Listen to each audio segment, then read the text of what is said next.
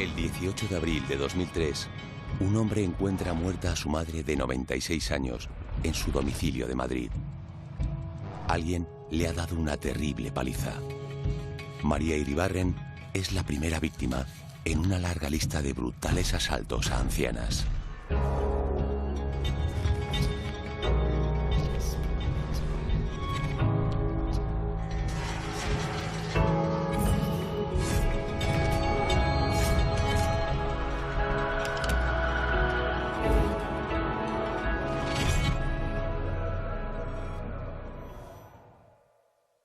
Una alerta de emergencias, de un dispositivo de emergencias aquí en Madrid, nos dijo que había una persona de 97 años muerta en la calle Ayala. Acude el grupo quinto de homicidio y se encuentran con una señora mayor, muy anciana, con unos trapos que le han introducido en la boca, que ha fallecido al parecer como consecuencia de una asfixia mecánica. La víctima encontrada es María Iribarren, una mujer de 96 años, que ha sido brutalmente asesinada. Había sufrido una fuerte paliza, es decir, la empujó, la llevó a una estancia donde no la oyera nadie y empezó a meterle cosas en la boca. Eso le produjo el ahogamiento. Ciertamente tenía una prótesis postiza y se le había, a consecuencia de la violencia que se había ejercido con ella, pues había tragado la prótesis y se había asfixiado. Posteriormente tapona sus fosas nasales. Esto causa necesariamente la muerte por sofocación, al impedir en todo punto la entrada de oxígeno.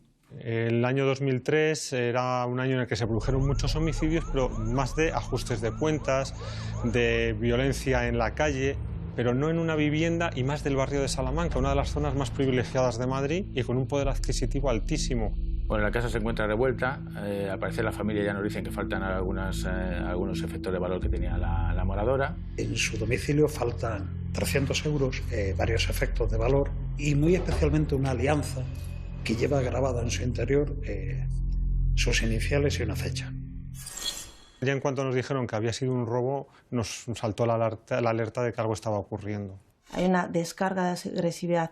No se busca solo el robo de joyas o el robo de dinero, que parece que es digamos, lo que motiva esa entrada en la casa, sino que vamos más allá, ¿no? La víctima aparece con un vestido de una muñeca digamos, en lo profundo de su garganta, con sus prótesis dentales incorporadas también en la boca. O sea, un nivel de agresividad bárbaro que nos habla de una persona sin ningún tipo de control de impulso. No es necesario a una mujer de 97 años producirle esa agonía y la asfixia metiéndole objetos en la boca. Ese exceso de violencia es lo que nos llamó enseguida la atención a todos los que cubríamos sucesos. Ese día el portero habitual no estaba de vacaciones y tenía un sustituto. Este hombre declaró a la policía que recuerda que llegó una mujer y le pidió permiso para entrar. Él le autorizó porque era normal que en la casa hubiera visitas. La descripción que da el conserje en un principio es vaga. Es mujer de unos 60, con el pelo largo, con presión normal, con un bolso. Si salimos ahora mismo a la calle encontramos 50 personas, 50 mujeres que responden a ese perfil, con lo cual ni siquiera se pudo hacer un retrato robot o un perfil mucho más detallado que permitiera llegar a la supuesta autora en aquel entonces. El día del suceso, Ángel, el hijo de María, había ido a recoger a su esposa y a su hijo. Se dirigieron a la vivienda de la abuela, en este caso. Un detalle que llamó especialmente la atención de Ángel fue encontrarse una colilla justo a la entrada de la vivienda. Ninguno de ellos fumaba. Evidentemente María tampoco era una persona fumadora, por lo tanto aquello le extrañó. En el interior de la vivienda se encontraron algunas colillas que recoge la policía, y se extrajo el ADN. Ese ADN se codificó y una vez que se coteja con la base de datos existente, no había antecedentes de esa persona. Por tanto, la policía tiene un ADN codificado, pero que no le puede dar identidad. No habíamos detectado otros hechos similares por aquella época. Entonces, ¿qué pasó?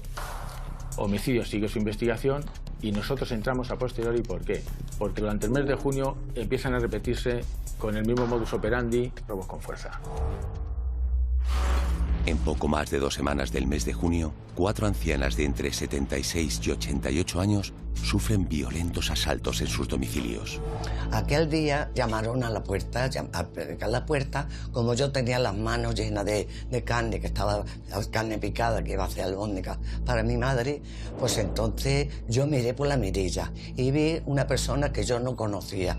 Y por no lavarme la mano ni nada, pues no abrí la puerta. Pero luego oí bastante ruido y es que se había ido a casa de Antonia.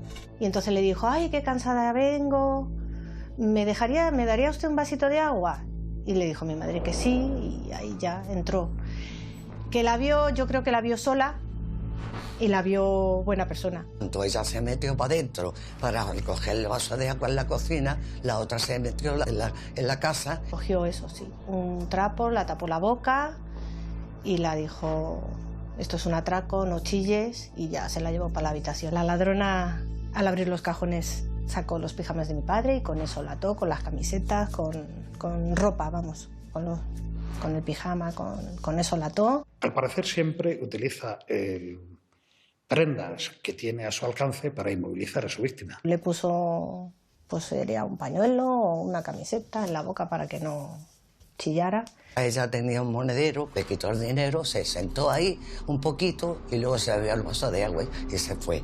Mi madre se suelta, la dejó atada y consigue soltarse. Empieza a pedir ayuda, a ver si le oían, como era verano. Yo salí a los gritos solo, a los gritos que estaba ella pegando, la sentaron ahí un rato en el pasillo, la sentaron ahí porque estaba muy mal ella. Se llevó dinero, se llevó los anillos, le quitó los anillos de las manos, los pendientes, y se llevó una pulsera que le trajo mi padre de Alemania, de oro, y en la que ellas antiguamente se iban enganchando las moneditas famosas, que era lo que más valor tenía, y ya no valor económico, sino valor sentimental. Ya siempre va eligiendo pues, barrios con vivienda ya con una antigüedad. ¿Por qué? Porque se va asegurando que en esos domicilios ya lo que viven son personas mayores. Yo fui a sacar la basura del portal, como todos los días, y vi una señora que estaba llamando el ascensor, pero como otra señora cualquiera. No sospeché nada porque a este edificio viene mucha gente y ya un vecino me dijo lo que le había ocurrido a la señora Concepción. Una señora de aspecto morena y tal, que le había abierto la puerta, la tumbó en la cama y que le dijo que la iba a matar, que le diera la joya, el dinero, y que la dejó atada. Vamos hablando no solamente con las víctimas, sino con el resto de personas que viven en el portal. Vamos tomando una serie de declaraciones a todas aquellas personas que nos dicen que estaba ahí una misma persona. Una señora de entre 40 y 45 años, estatura alrededor de unos 60, gitana, decían, podría ser gitana, pero con la tez blanca, bien vestida y una complexión pues gruesa. Parecía llevar una prenda negra, el pelo era largo, el color negro, con coleta. Los investigadores encuentran prácticamente el mismo patrón de huellas en los diferentes escenarios en los que se han producido las agresiones. El problema es que la persona, la dueña de esas huellas, no está afiliada. Por lo tanto, no se puede llegar a saber nombres y apellidos de una posible sospechosa. Y estamos hablando de que todo esto se produce en una ciudad de 3 millones de habitantes. Es decir, buscar a alguien entre 3 millones de habitantes es lo más parecido a buscar una aguja en un pajar.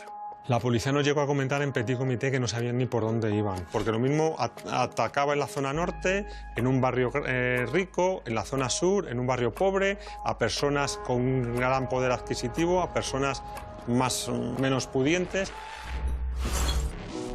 La policía tiene la certeza de que detrás de todos estos asaltos a ancianas se esconde una misma mujer. Pero los agentes cuentan con pocos detalles y la agresora prosigue su escalada criminal. Sonó la puerta y al abrirlo pues me encontré una señora mayor, madura. Me dijo que estaba vendiendo productos de importación y le dije que no, que muchas gracias. A la hora y media, 2 horas, empecé a oír unos gritos de socorro. Me asomé a la ventana que da al patio en la cocina. Me encontré que estaba la tía Dora con los brazos todos enrollados con pañuelos y tal, asomada así al pollete, pidiendo socorro. Un empujón, fui a parar, que tengo un hall muy grande, y me sentó de culo. Me agarró por los pelos y me dijo, ¿dónde tienes joyas? Y me llevó arrastrando por el pasillo.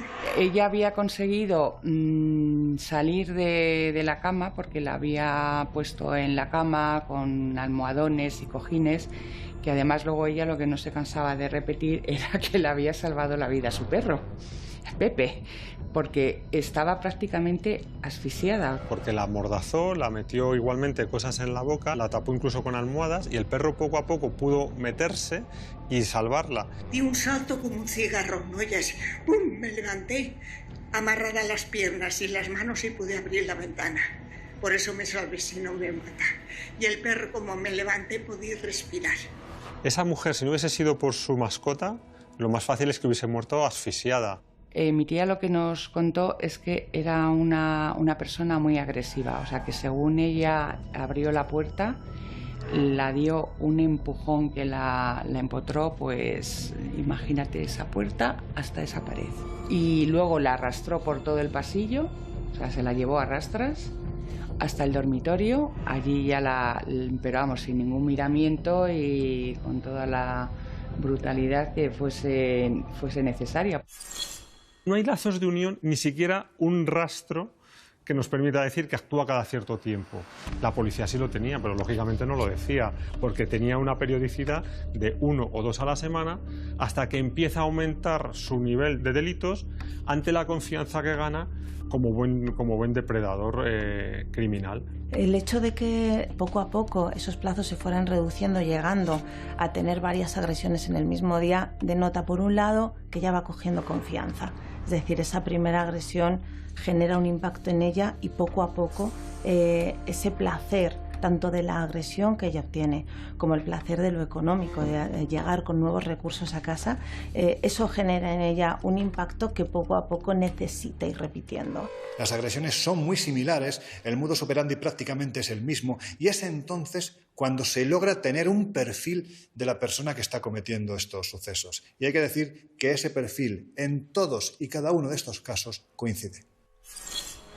Es una señora, la autora de estos hechos, que de alrededor entre 40 y 45 años, complexión gruesa, una estatura 1,60, pelo largo, que alguna vez se llevaba recogido en coleta, vestimenta, casi siempre llevaba una prenda de color oscuro, un bolso de color negro que llevaba siempre lo portaba tipo bandolera y que fumaba cigarrillos de la marca Fortuna. Entonces ya sí saltan las alarmas.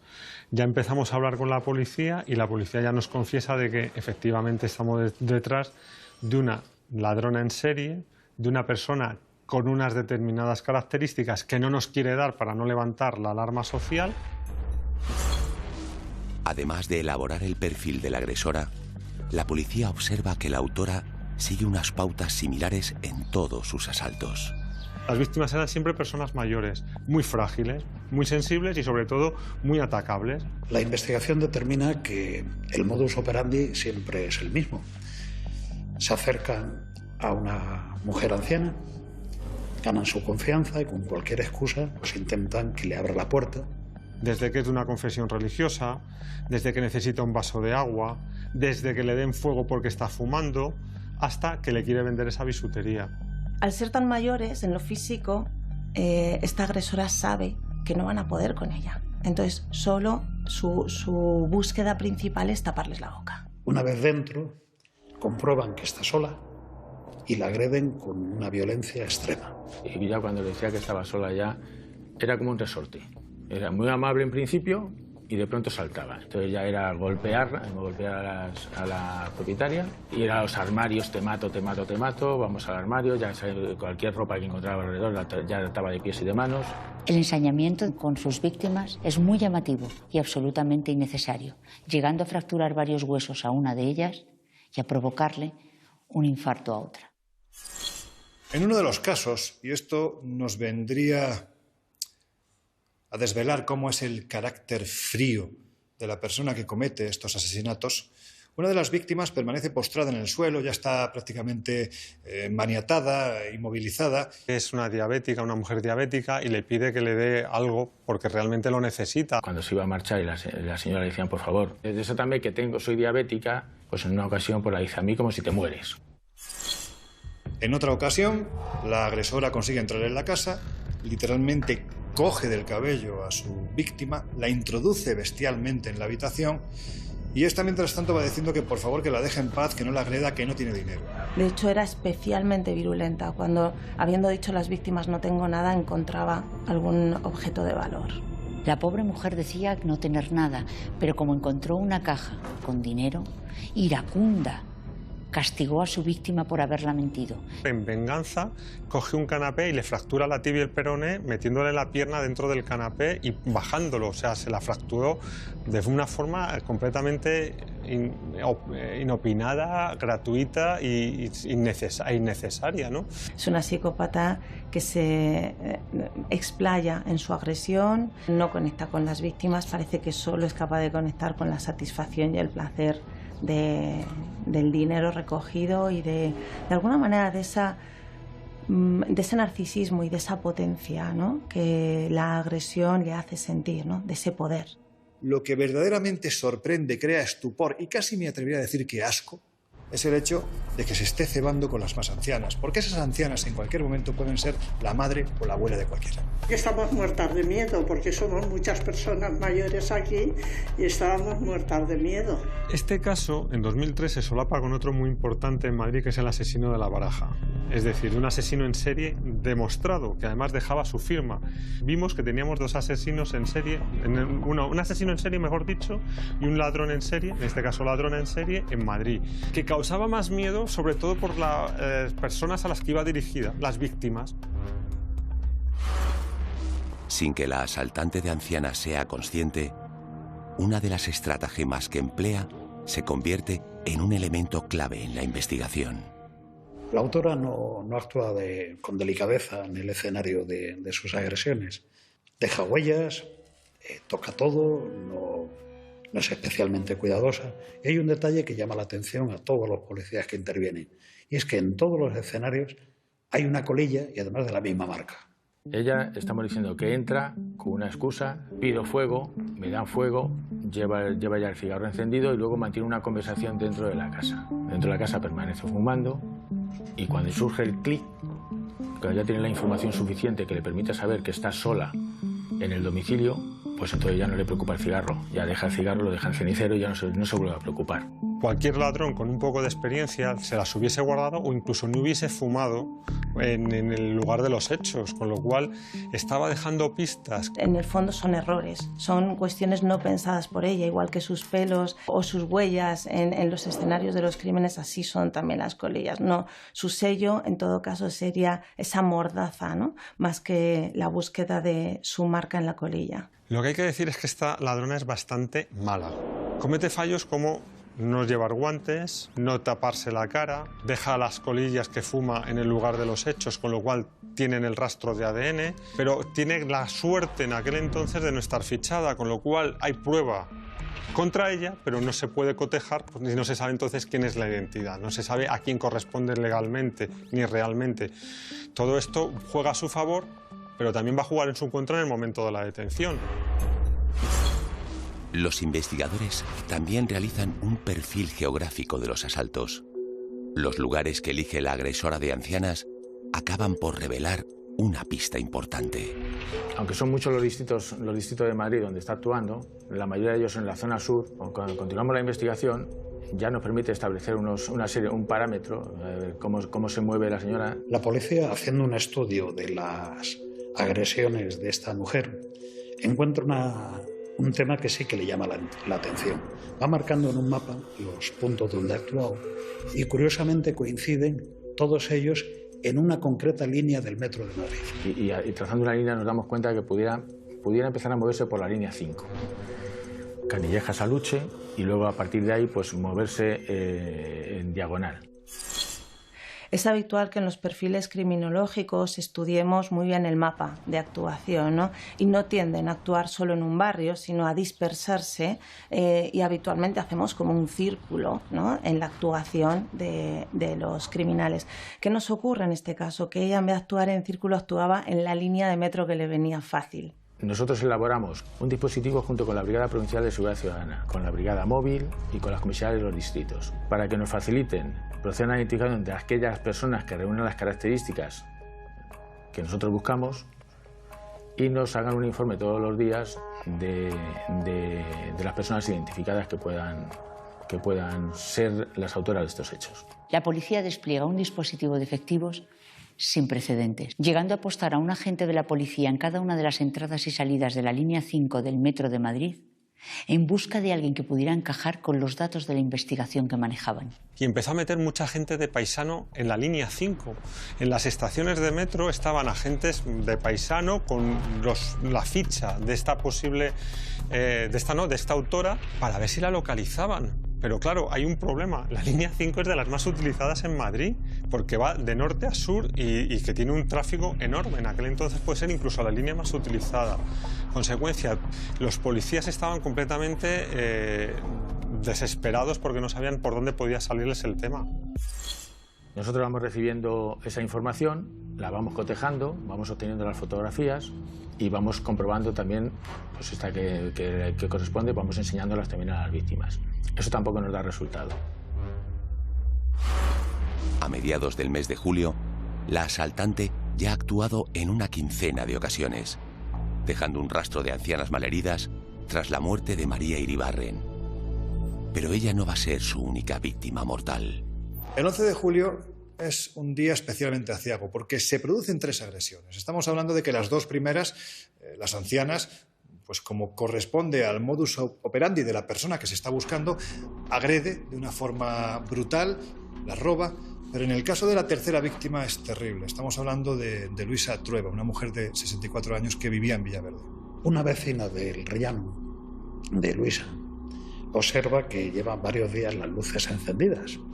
Llama a la policía ante esa situación pensando que podía haberle sucedido algo. La familia echa en falta a esta mujer, la llaman por teléfono, no la encuentran y un familiar se acerca y resulta que estaba muy cerca de la comisaría de Villaverde, a 300 o 400 metros de donde se encuentra la comisaría. Entra la policía y efectivamente encuentran a Luisa muerta en su domicilio y todo revuelto, que había sido objeto de robo y de la muerte criminal. También es una persona de avanzada edad y hablando con los vecinos, pues ahí aparece la señora también atada, aparece con síntomas evidentes de haber ejercido violencia sobre ella, aparece también con trapos en la boca y la causa de la muerte pues aparece también, es una asfixia mecánica. La muerte se había producido 3 o 4 días antes, por las mismas formas la casa estaba revuelta, con lo cual se produce un nuevo caso que levanta toda la alarma social de nuevo en Madrid, porque la Mataviejas, como ya le hemos bautizado la prensa en aquel entonces, ha vuelto a matar. Es habitual que en criminología utilicemos el término mataviejas para personas que agreden, ¿no?, a personas muy mayores, a ancianos, pero es que en Estados Unidos también se utiliza el término mataviejas para otros casos de agresores de personas mayores. Luisa era una mujer que vivía sola. Tenía 2 hermanos, pero prácticamente podemos decir que no mantenía relación alguna con ellos. Era una víctima ideal, ¿no?, para el caso que nos ocupa y para la agresora que nos ocupa. Hay que decir además que los vecinos posteriormente declararon que Luisa estaba pasando por un proceso de depresión bastante profundo a raíz de la muerte de su madre.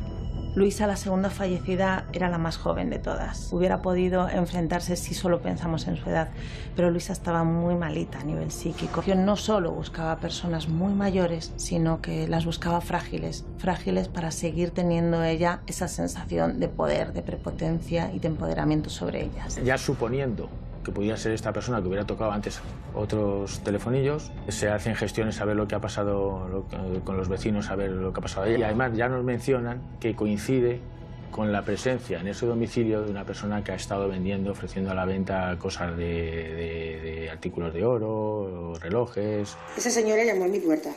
Entonces yo no estaba en condiciones de abrir la puerta. Le dije, ¿qué deseaba? Dice, quiero que salga, que tengo una joya y quiero demostrársela.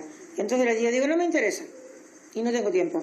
Yo la había visto la semana antes de irme de vacaciones, que había estado en el bloque nuestro, y había estado pues una señora como de oscuro, con el pelo negro, con una coleta, y le íbamos ofreciendo oro que llevaba vendiendo, sacó de un bolso negro un bolsito pequeño y lo sacó. Y yo le dije que no me interesaba, que no quería nada. Entonces ya nos hace suponer que estamos otra vez en el caso, pero que en este caso, desgraciadamente, la persona no hemos llegado a tiempo y ha fallecido. El asesinato de Luisa Trueba pone contra las cuerdas a los agentes que investigan el caso. No pueden permitir que haya una tercera víctima mortal. Estaban atacando a ancianas en el domicilio personal de Validas, ya con muchos problemas físicos por su edad, y bueno, pues ahí se estableció un objetivo prioritario que era dar con esta persona como fuera. Incluso suspendimos las vacaciones hasta que no diéramos con esta persona. No había vacaciones hasta que la encontrásemos. A estas alturas hay que decir que la alarma social ya era bastante contundente, porque estamos hablando de 2 muertes. Por eso, los miembros de la policía ya no buscaban a una persona que se dedicara a asaltar viviendas de ancianas. Buscaban a una persona que, hasta ese día en concreto, ya había asesinado a 2 ancianas. Aumenta las vigilancias, pide la colaboración ciudadana, da consejos a la ciudadanía para que no haga determinadas cosas y nos pide a los medios de comunicación que los difundamos también.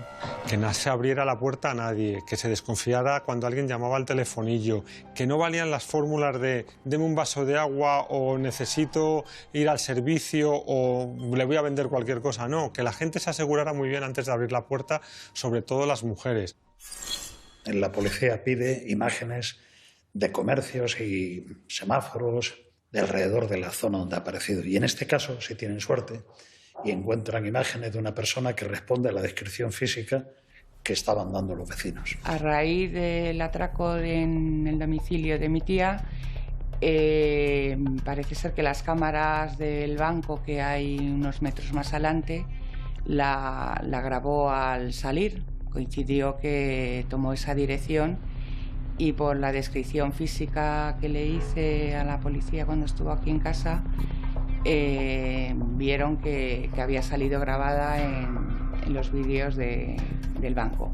Ahí extraemos unas imágenes que por las características que nos ha aportado la señora, en este caso, la señora siempre es pelo largo y unas veces va recogido en coleta. Siempre lleva un bolso tipo bandolera, de color negro, y nosotros probamos mirando a ver quién pasa con esas características a través de las imágenes de la sucursal. Y ahí obtenemos una imagen de la que creemos que podría ser la autora. Es una imagen fugaz, se ve de perfil, pero bueno, por ahí podemos iniciar una investigación.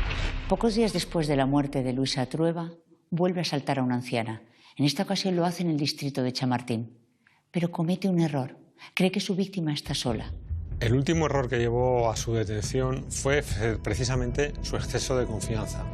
Si estábamos hablando en un principio, cuando comete el primer asesinato en la calle Ayala, que se asegura de que no haya nadie en la casa, pregunta, incluso pide que salga la persona que está acompañando, en el caso último, en el de Chamartín, ella ya entra directamente. Entra en la casa pensando que la anciana está sola, pero no está sola, y cuando está intentando amordazarla, la anciana consigue emitir un grito de auxilio. Inmediatamente su nieta, que se encuentra en un cuarto contiguo, acude a ayudarla. Lo que hace es abalanzarse sobre esta persona a tal punto de que literalmente le pega un mordisco en el brazo, lo que hace que la agresora, siendo consciente de que no va a poder consumar el acto, salga huyendo de la vivienda. Entonces ella comete todos los errores que ya la han visto 2 personas, ya saben su descripción, llaman a la policía y entonces ya se monta un dispositivo de vigilancia hasta que realmente se acaba con su detención.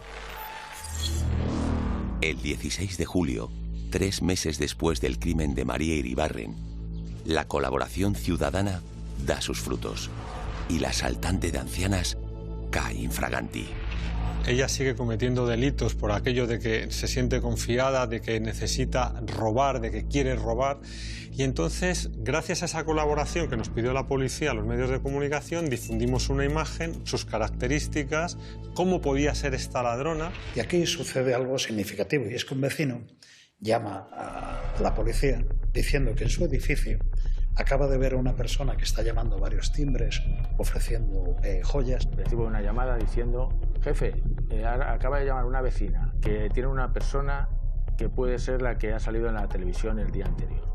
Dice que hay una mujer que corresponde a las características que hemos difundido los medios de comunicación y que él ha visto en un reportaje de televisión la noche anterior, que puede ser la Matavieja, porque está tocando a las puertas de todo el edificio. Ha estado preguntando quién había en la casa. Es que está tu marido, no me importa que salga tu marido, que salga alguno de sus hijos, yo se lo enseño para que no desconfíe usted de mí. Y cuando ve que la señora pues, no quiere hacerle mucho caso, pues entonces ¿qué hace? Pues saca un cigarrillo y le dice que si la puede dar fuego. Esta señora ya no le gusta aquello, se asusta, cierra la puerta y en este caso ella se marcha. Claro, ante esa llamada en el 091 salen todos los patrullas del distrito a por ella. Llegamos allí, el Z la identifica y ya llegan los compañeros del grupo, que saben de la investigación más que de sobra, porque eso es saberse los datos de memoria. Vino una gitana aquí que fumaba mucho, llamó la atención entre los vecinos y llamaron a la policía y ayer la trincaron ahí en la puerta de mi casa, en el 9. Cuando yo llamo para decirle que me den datos de esa señora, me dan los datos, Encarnación Jiménez Moreno, comprobamos que no tiene antecedentes y yo empiezo a inquirir sobre las características físicas. Y entonces logran tener la imagen, pero con un detalle, ya no es morena, se ha teñido el pelo y va de pelirroja. Eso desconcierta a la policía. Color del pelo, pelirrojo. Lleva bolso. ¿Cómo lo porta? Tipo bandolera. Pregúntala si fuma. Fuma. La marca que lleva en el interior del bolso corresponde con las de los cigarrillos que había ido depositando, que habían ido apareciendo en los diferentes ceniceros. Ya empiezo a ponerme nervioso porque empiezan a coincidir muchas cosas. Entonces yo pregunto, mira a ver si lleva algún tipo de herida en el brazo, y me dicen, afirmativo. Lleva como si le hubieran encravado las uñas y lleva como si fuera arañazos en el antebrazo derecho. Ahora mismo, esa señora para la brigada.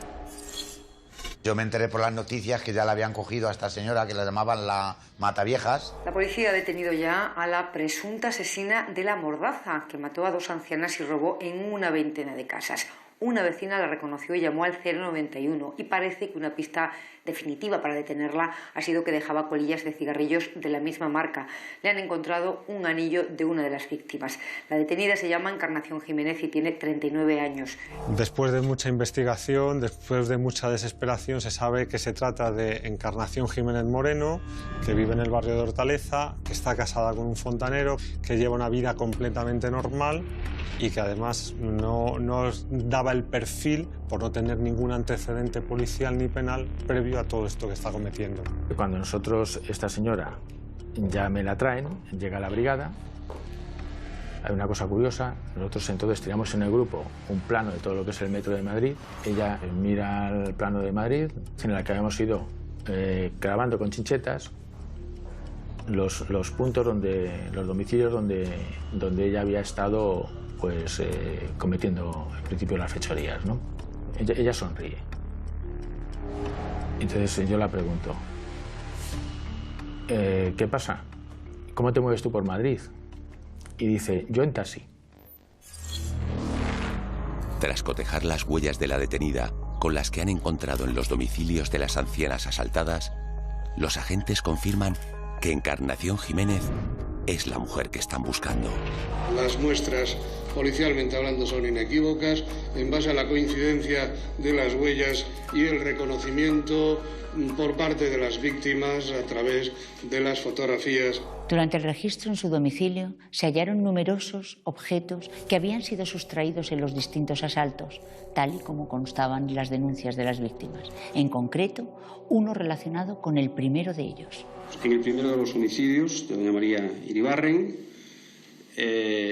aparecen las huellas inequívocas de la autora y, es más, en el registro domiciliario que ayer se practicó en el domicilio de Encarnación Jiménez Moreno, de 39 años, que es la autora, pues se encontró un anillo que pertenecía a esta víctima. Es una alianza en la que figuraban las iniciales de doña M.I. y la fecha de boda de la fallecida el día 18 de abril, de doña María Iribarren. Pues a posteriori, una vez que se hace el registro, lo que se hace ya es llamar otra vez a todas las familias de las víctimas, y los hijos, que vengan a reconocer, y a partir de ahí pues hay otra serie de efectos que efectivamente empiezan a ser reconocidos por parte de las víctimas. Nos enteramos de que la han cogido a ella y bueno, nos llaman y nos dicen que vayamos al juzgado, vamos a Plaza Castilla a hacer el reconocimiento para ver si la reconoce. La ponen 4 o 5 señoras, más o menos igual. Ella dice que sí la reconoce. Y la policía me enseñó unas fotos, me enseñó 4 fotos, me parece que fueron. A ver, ¿me dices cuál es? Pues sí, pues es la tercera. Y dijeron, sí, no hay duda, es la señora que ellos buscaban. Mientras Encarnación Jiménez se encuentra en prisión a la espera de juicio, en Barcelona, otra mujer, Remedios Sánchez, replica sus asaltos. Josefa, a la que todos sus allegados, de forma cariñosa, llamaban Pepita, fue encontrada estrangulada en el salón de su casa. Cuando los mozos llegan al domicilio de Josefa, se la encuentran muerta allí e inicialmente descartan el móvil del robo. Hay que decir que una semana antes, ella y una amiga del barrio habían estado departiendo tranquilamente en la puerta de casa y de repente pues apareció una joven de 40 años que dijo estar encontrándose mal. Ellas la invitaron a entrar en casa para ofrecerle una manzanilla y como al final les ofreció confianza y les cayó bien, la invitaron a comer. Mi abuela era una mujer pues que era muy buena, era muy confiada porque para ella toda la gente era buena, o sea, no veía maldad.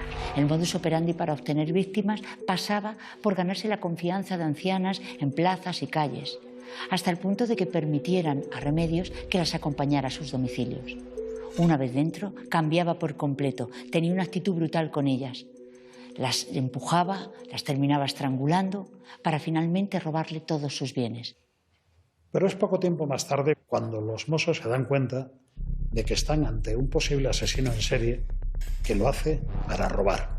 En menos de 3 semanas atacó brutalmente a 10 ancianas, de las cuales 3 fallecieron y 7 resultaron gravemente heridas. En menos de un mes había puesto en alerta a toda la ciudad condal y a más de 200 miembros de los Mossos d'Esquadra.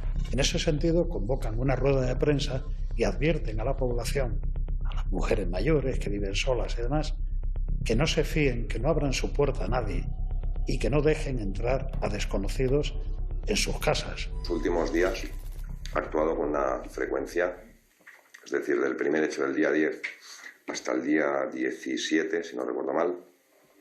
Pasó una semana, luego los hechos han ido 2 días, algunos un día. Probablemente es una asesina de tipo pragmático, es decir, acababa con la vida de sus víctimas para obtener un fin, en este caso de tipo lucrativo. Pero al no existir grandes periodos de calma entre cada uno de los crímenes, podríamos decir que se comporta casi como una asesina frenética. ¿Pero quién era Remedios Sánchez? Remedios había llegado procedente de Galicia, en la emigración.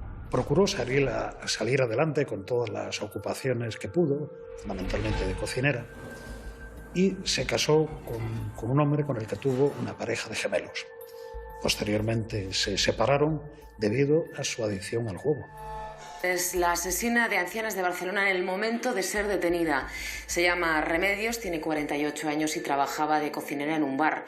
Los Mossos d'Esquadra la detuvieron anoche después de intensos días de búsqueda y minutos después de que Televisión Española difundiera su foto. Porque esta detención hay que decir que se produjo casi de casualidad. Los Mossos estaban por el barrio del Eixample y en un momento determinado, conociendo la ludopatía que tenía Remedios, pues decidieron entrar en un establecimiento determinado y allí la encontraron. Se llevaba días preguntando a porteros de fincas y demás. Y ayer en un momento dado se da la orden esa de entrar a las porterías, mirar y a algunos locales y en uno de ellos, en la confluencia esa de Provenza con Paseo de Gracia, se ve a una persona que responde a esas características, se la identifica y nos cuadra. La fiscal dijo literalmente que Remedios Sánchez, después de cometer los crímenes, se iba directamente al bingo. En Barcelona ha empezado hoy el juicio contra Remedios Sánchez, acusada de matar a 3 ancianas y agredir a otras 6 hace 2 años, allí en Barcelona. Se enfrenta a 172 años de cárcel. Remedios durante el juicio tiene una actitud bastante errática. Inicialmente niega cualquier relación con los hechos, ni que tuviera conocimiento de nada. Las diversas declaraciones la señalan directamente a usted como la persona que les agredió. O las personas que actuaron, ¿cómo explica usted esto? Yo sería incapaz de hacer algo así. Remedios Sánchez sigue en esta línea de defensa hasta el punto de afirmar que algunas de las víctimas testigos que han quedado con vida la reconocen porque la han visto ya en televisión. Pero se lo vuelvo a preguntar. ¿A qué explica usted que las víctimas le digan directamente que usted es la persona que les agredió? Supongo que como me sacaron en la tele, pues supongo que se debe a eso. Se contó con el testimonio de 2 personas a las que agredió, que permanecieron detrás de un biombo para preservar su identidad. Es que cuando me desperté, estaba a mitad del pasillo con algo que me apretaba el cuello, y cuando pude me lo deshice un poco y entonces vi que estaba toda ensangrentada. Según iban narrando los detalles más escabrosos de las agresiones que habían sufrido, lo que mostraban eran un terror absoluto hacia la persona que en ese momento se estaba enjuiciando. Me ponen la soga al cuello, me tiran al suelo y lo pasó muy mal. Entonces yo pude, en un momento determinado, pude gritar: socorro, socorro, Vicente, Vicente. Finalmente, Remedios fue condenada a 144 años de prisión por haber cometido 3 asesinatos, 5 en grado de tentativa y, por supuesto, también por los robos con violencia que había llevado. En Madrid, el juicio contra Encarnación Jiménez Moreno comienza casi 4 años después de su detención. La Fiscalía pide para ella 183 años de cárcel. La estrategia que desde un principio se acredita, dada la multiplicidad de hechos por los que Encarnación era objeto de acusación, fundamentalmente se basa en justificar que Encarnación no es dueña de sus actos como consecuencia de esos padecimientos psíquicos, es decir, que aquellas enfermedades que ella presentaba la afectaban y condicionaban severamente su actuar, como creo que así fue. No era una persona que denotase sentimientos ni de estoy nerviosa o tengo miedo, como si fuese ajena al bien y al mal. Encarnación se mostró en todo momento muy fría, muy distante, no colaboró en ningún momento y siempre adujo que se trataba, que sufría un trastorno psicológico, mental, para que no la condenaran al final del tribunal. ¿Cómo estaban también sus huellas en esta casa, Encarnación? No lo sé. ¿Puede ser porque estuviera dentro alguna vez? No lo sé. ¿Sabe usted que también la reconocieron en Rueda cuando había estado usted en esta casa? No lo sé. Durante el juicio, y ahí están las grabaciones para verificarlo, el comportamiento de Encarnación fue de ausencia total. Yo estoy convencido de que durante las muchas sesiones de juicio que tuvimos, Encarnación no fue consciente de lo que estaba ocurriendo en ese juicio. Desde mi punto de vista era claramente consciente de lo que está bien y de lo que está mal.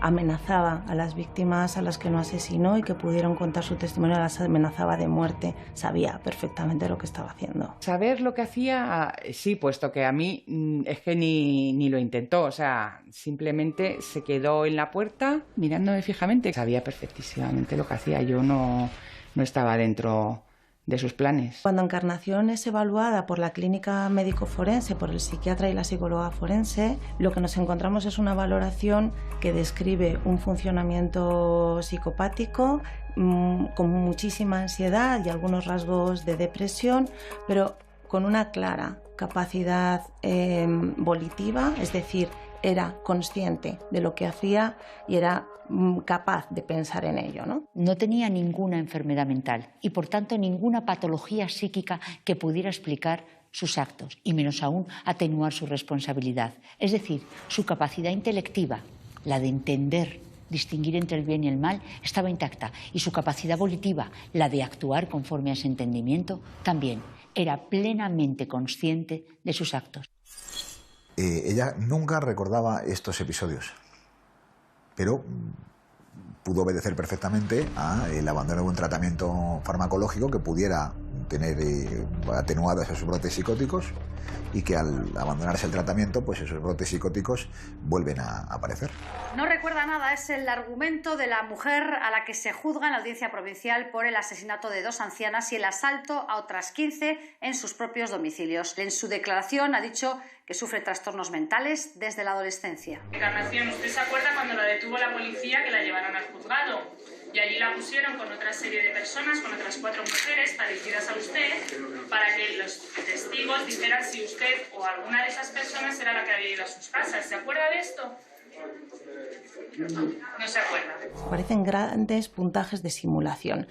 Es decir, tiende a aparentar que tiene más enfermedad de la que tiene, más ansiedad de la que tiene, más depresión de la que tiene, y además en un momento determinado dice no recuerdo nada, ¿no? Con esos altos puntajes de simulación da la sensación de que esta amnesia es claramente inventada. El mundo que ella se representa como real es tan real como el que nosotros vemos reales. Es decir, cuando alguien tiene una serie de brotes psicóticos o se encuentra con un tratamiento mal administrado o se abandona, la representación que un enfermo se hace de la realidad es tan cierta como las que no podemos hacer nosotros. Con lo cual, ¿tan ausente estaba ella? Posiblemente sí. ¿Recuerdas si le abrió la puerta a una mujer mayor? ¿Le ató las manos y le metió un trapo en la boca? ¿La amenazó con cortarle el cuello si no le daba el dinero que tuviera? No. ¿Le quitó una sortija que llevaba a cuesta? No. ¿Registró la vivienda buscando dinero y joyas? ¿Se llevó algo de esta casa? No. ¿Por qué estaban sus huellas en la casa, Encarnación? No lo sé. Posiblemente fuese esa otra personalidad o ese otro yo, o ese interior que la llamaba a realizar esas actuaciones. Porque yo no recuerdo a Encarnación, en la soledad de las entrevistas de la prisión, no recuerdo a Encarnación como una persona especialmente peligrosa, agresiva. La recuerdo como una persona cercana, abatida, en ocasiones ausente, pero nunca como una persona capaz de hacer daño por hacer daño. Nunca. Encarnación demuestra tener una fuerte rabia contra las ancianas. De hecho, podríamos casi clasificarla como una gerontofóbica, es decir, alguien que tiene odio hacia los ancianos. El 6 de julio de 2007, la Audiencia Provincial de Madrid dicta sentencia contra Encarnación Jiménez. Encarnación Jiménez, conocida como la Mataviejas de Madrid, ha sido condenada a 137 años de cárcel por asesinar a 2 ancianas y robar con violencia a otras 15. Lo oímos en las noticias y también lo comentamos con Dora y demás cuando salió la sentencia, que dijimos, pues mira, afortunadamente una persona que es mala, que no va a estar en la calle en una temporada larga. Encarnación no encaja la condena porque no la entiende. Cualquier pronunciamiento que apareje una pena de prisión es manifiestamente injusto por improcedente. Ella no entiende que ha cometido ningún delito porque no es consciente de, en los momentos de lucidez, ella no ha cometido ningún delito. Con lo cual, en esos momentos de lucidez ella no entiende cómo puede recibir una condena. Las víctimas de delito violento, en la mayor parte de las ocasiones, sufren lo que se llama el trastorno de estrés postraumático. Mi patrocinada concretamente tiene 85 años largos. Ahora mismo padece un Alzheimer como consecuencia de todo esto. La pobre mujer pues no levanta cabeza ahora. Sufren de evitación. En estas señoras mayores seguramente evitarían salir a la calle, abrir la puerta. Antonia era muy activa. Ella iba al mercado, hacían la compra. Después del robo, ella estaba muy asustada. Tampoco se atrevía a hablar a nadie. Tuvo una larga temporada bastante fastidiada. Eso sí que lo sé. Muy fastidiada ella. No se atrevía ni a salir a la pobre. Y además la reexperimentación. Y es tener la sensación de que el pasado se hace presente. Es decir, en su cabeza se repite de forma permanente la agresión sufrida y sienten que puede volver a suceder en cualquier momento. Porque además recuerda continuamente los hechos y la mujer pues se pone muy nerviosa y muy mal. Concepción, cuando después de esto ella vivía sola, pues tuvo que necesitar una persona para que estuviera con ella acompañándola porque le daba mucho miedo. Yo estoy convencido de que si Encarnación se ha representado como probables, no ya como ciertos, sino como probables los hechos por los que ha sido condenada, estoy convencido de que estará más que arrepentida. Porque yo insisto, Encarnación tiene hijos también. Encarnación también tiene familiares y era la responsable de su familia. Yo estoy convencido de que Encarnación no es una mala persona. Encarnación no es un ser que tenga como finalidad hacer daño a las personas a las que realmente se lo hizo. Encarnación era una persona enferma. A lo largo de mi carrera, desde luego, ha sido uno de los casos que más me ha llamado la atención por la víctima. Y cuando te das cuenta de que ha atacado a mujeres de 97 años y la ha matado, o de 80 años y la ha matado, te das cuenta de que estás ante una persona mala, pero en el peor sentido de la palabra, de una asesina y de una persona que disfruta haciendo el daño a los demás. Yo llevo en la policía 37 años. Quizás es uno de los casos que más alegría me da, por la entidad de las personas a las que hacía daño esta mujer. Y bueno, y hemos resuelto un problema para Madrid y para nuestras ancianas de Madrid. Yo calculo que cumplirá entre 25 o 30. Cuando llegue a los 20 aproximadamente, si tiene un comportamiento normal, podrá conseguir un tercer grado o incluso salir durante los fines de semana, con lo cual me imagino que hacia 2023, 2025 esta mujer ya podrá tener alguna salida de prisión y hacia 2030 estará libre. En 2010, el Tribunal Supremo incrementa de 137 a 152 años de prisión la pena contra Encarnación Jiménez tras elevar la calificación de sus crímenes de homicidio a asesinato.